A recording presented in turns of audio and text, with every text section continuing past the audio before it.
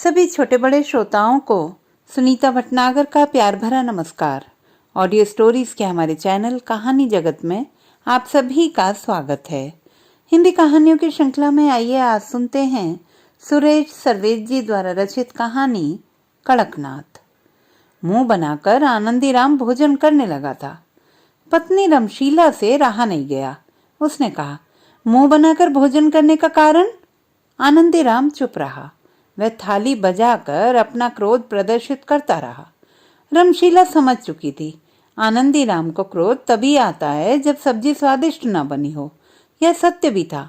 कटोरी की सब्जी ज्यों की त्यों धरी थी। रमशीला ने पुनः प्रश्न किया, तुम सब्जी नहीं खा रहे हो? पत्नी का प्रश्न आनंदीराम को चुभ गया। वह तिलमिला गया। कटोरी की ओर इंगित करके कहा, ये कोई सब्जी है? पैसे फेंक कर मुर्गे लाता हूँ। सोचता हूँ 2 कौर ज्यादा खाऊंगा, तुम सब्जी का नाश करके रख देती हो। रमशीला पर दोषारोपण होते ही वह तिलमिला गई। बोली, दोष मेरा नहीं, दोष आपका है। प्राकृतिक रूप से बड़े हुए मुर्गे और अप्राकृतिक रूप से बड़े मुर्गे में अंतर तो होगा ना। अपनी छाती पर हाथ धरकर सोचो, क्या मैंने पूरी ईमानदारी और लगन के साथ सब्जी नहीं बनाई? खाक मेहनत से लगन से सब्जी बनाई हो। आनंदीराम खींच गया। उससे भोजन नहीं किया गया। वह उठ खड़ा हुआ। पति पत्नी का विवाद भोजन कक्ष से शयन कक्ष तक पहुंच गया। दोनों के मन खट्टे हो चुके थे। विवाद पर विराम ही नहीं लग रहा था। जहां आनंदीराम पैसा फेंक कर मुर्गे का काकरेल लाया था, वहीं रमशीला ने सब्जी बनाने में कोई कसर नहीं छोड़ी थी। जब सब्जी बन रही थी तो उससे उठती खुशबू से आनंदीराम की जिह्वा लपलपा रही थी। वह मान भी रहा था कि रमशीला ने सब्जी को स्वादिष्ट बनाने में जरा भी हील हवाला नहीं की। वह यह भी स्वीकार कर रहा था कि सब्जी में स्वादहीनता के लिए खाद बीज पूरे जिम्मेदार हैं। इंजेक्शन दवाई में पले बड़े मुर्गे की काकरेल में वह स्वाद हो ही नहीं सकता जो स्वाद प्राकृतिक रूप से पले बड़े मुर्गे के काकरेल में होता है। आनंदीराम ने निश्चय किया कि अब की बार वह प्राकृतिक रूप से पले बड़े मुर्गे का ही काकरेल खाएगा। अपनी इस इच्छा को पूरी करने के लिए उसने कड़कनाथ प्रजाति के मुर्गे का चूजा चुना। उस चूजे को आनंदीराम अधिक से अधिक गोश्त टूटने वाला मुर्गा बनाना चाहता था। उसने चूजे के रखने की व्यवस्था की। वह समय पर दाना पानी डालता, इल्लियां लाकर खिलाता। आनंदीराम की देखरेख और जतन का ही परिणाम था कि कड़कनाथ चूजे से मुर्गा बन गया। आनंदीराम और कड़कनाथ में निकटता आ गई थी। आनंदीराम के आगमन का भान कड़कनाथ को हो जाता। वह कहीं भी रहता, आनंदीराम के आने से डेना फड़फड़ाकर उसके पास आ जाता था। आनंदीराम भी बिना कड़कनाथ को देखे बेचैन रहता था। कड़कनाथ असामान्य मुर्गा था। वह बांग देता तो उसकी आवाज दूर दूर तक गूंज उठती। डेना उठाकर फड़फड़ाने से ऐसा प्रतीत होता मानो विशालकाय वृक्ष हिला हो।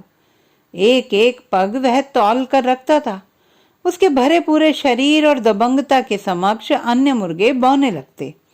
वह एक प्रकार से अन्य मुर्गों का मुखिया बन बैठा था। कड़कनाथ की दबंगता और रुतबे को देखकर आनंदीराम गौरवान्वित होता रहता। कड़कनाथ के भरे पूरे शरीर को देखकर आनंदीराम संदेह में पड़ जाता। उसे लगता, कड़कनाथ मेरे हत्थे चढ़ने के पूर्व किसी दूसरे के हत्थे न चढ़ जाए। जितना डर उसे वन बिलाव का नहीं था, उससे कहीं अधिक डर उसे आदमी का था। खेत का धान खलिहान में आ गया था। आनंदीराम कड़कनाथ को नए खाने के दिन मारना चाहता था। उसने कड़कनाथ का मांस चखने बेटी दामाद को भी बुला लिया था।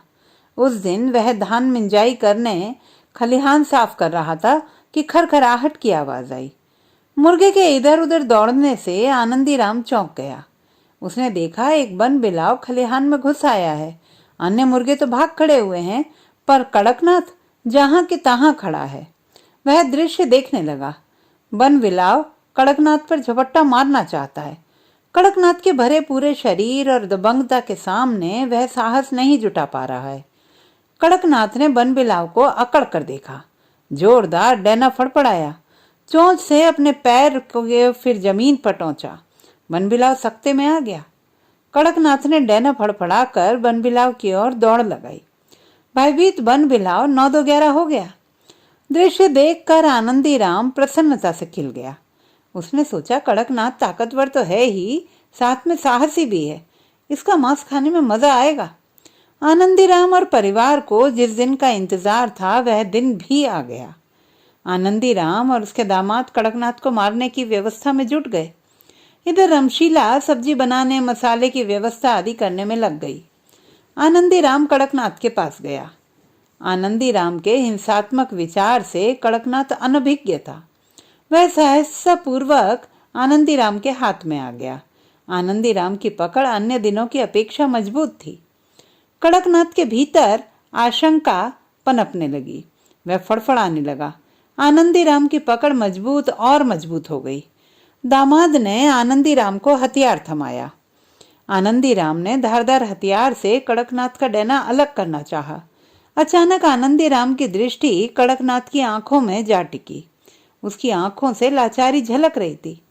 आनंदीराम के मन में विचार उठा, वह लाचार और असहाय पर अत्याचार तो नहीं कर रहा।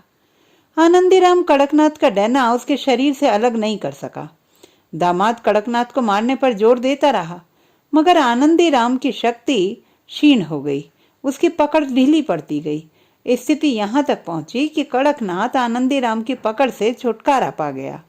आनंदीराम ने हथियार फेंक दिया। दामाद ने कहा, ये आपने क्या किया? किसी और दिन कड़कनाथ को मार लेंगे। इतना कहकर आनंदीराम वहां से चल पड़ा। तो दोस्तों, ये थी हमारी आज की कहानी। आपको कैसी लगी कमेंट बॉक्स में लिखना ना भूलें। चैनल को सब्सक्राइब करें, लाइक करें और मित्रों के साथ शेयर करें।